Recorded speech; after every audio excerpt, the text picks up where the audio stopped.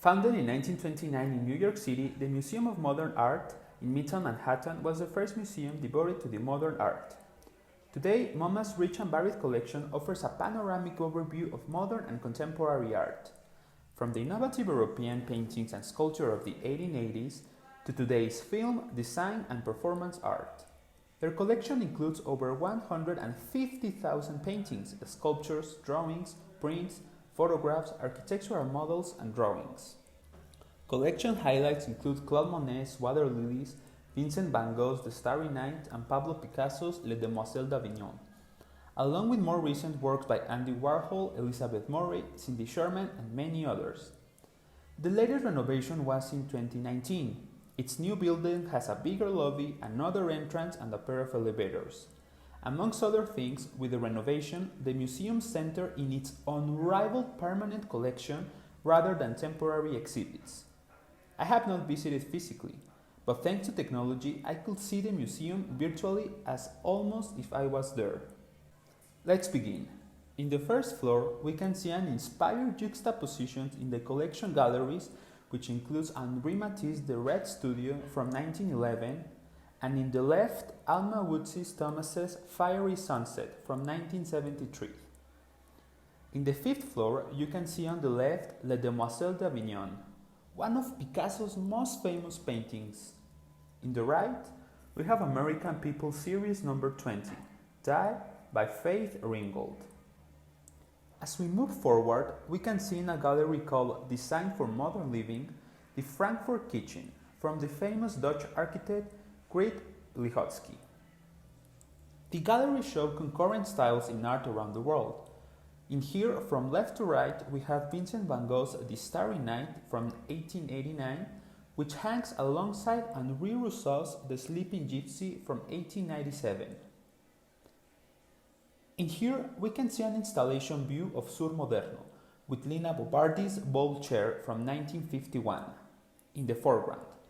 On the wall, from left, we can see Maria Freire's Untitled from 1954, a poster by Antonio Bandeira, and Alejandro Sotero's Board Number 1, Color Rhythm 1, Color Rhythm 39, and Pampatar Board. In the fourth floor, there is a gallery called War Within, War Without. In here, you can appreciate Benny Andrews's No More Games from 1970. Additionally, there are 11 installations. This one is from Two Rounds, a series of installations on the 6th floor. This one is called Liquidity Inc. by Hito Steyerle in 2014. Let's analyze some of the works in more detail. In here we have reflection of clouds on the water lily pond. This artboard is composed by 3 panels, each one of 6 feet high by 14 feet wide. The large scale of each panel allows you to immerse in the painting. Each of the canvases is completely devoted to water and the edge of the pond is never shown. The blurring, merging brushstrokes creates an abstract mist of color. In the darker areas, where the water seems to be in shadows, it is actually a deep green that creates this effect. In the lighter areas, the light reflects back the sky in gleaming blues and greens. Spots of yellow, pink, and lilac on the canvas forms the water lilies. The painting is a magnificent example of detail to light through different textures, creating an impression of color. This characterized Impressionism painters. You can appreciate the visible brushstrokes and thick paint. Also, the emphasis on changing light, showing multiple angles and brightness on sunlight. Second, we have the dance. This was painted by the Fauvism master Henri Matisse. The dance presents 5 figures holding hands in a circle, but on the left, 2 individuals' hands are parted, this point being closest to the viewer's position. You can interpret this as an invitation to join in the dance. In terms of aesthetic choices, Matisse used the audacious nude and the crudely applied colors to give the artwork a primitive character, which in the eyes of some viewers seemed barbaric. He only used 3 colors for depicting this revelry: blue, green, and red. In line with Fauvism traditional color association, the figures are painted in an intensely red color to create a greater contrast with the blue sky and the green landscape. the viewer can appreciate a rich surface texture and spontaneity. Matisse distorted perspective and ignored conventions to create a total design.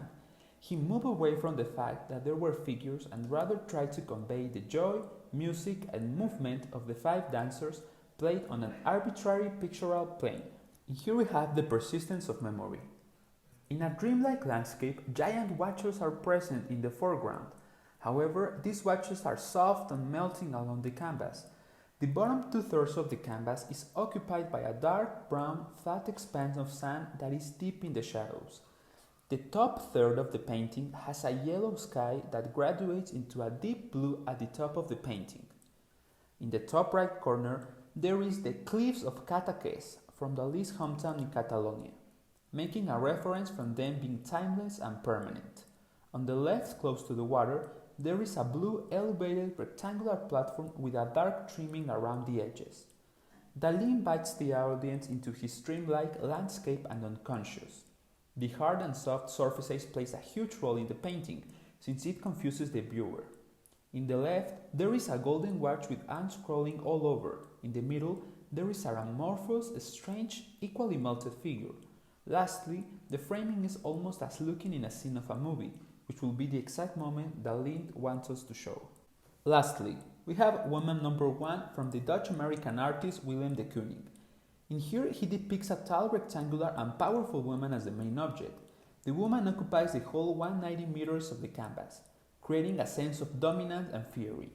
She has broad shoulders and a big bosom. Her face shows discomfort, and her big eyes takes half of her face. The canvas is painted in great, sweeping lines of colorful paint. Orange, reds, yellows, and green are the main colors, with a dark line remarking the physical characteristics. Her dark eyes stares directly into the viewer. The layers over layers of paint indicates that it has painted over a long period of time.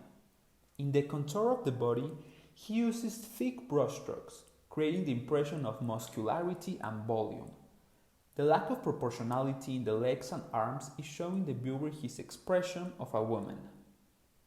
This concludes the tour. It was an amazing experience and I highly recommend it.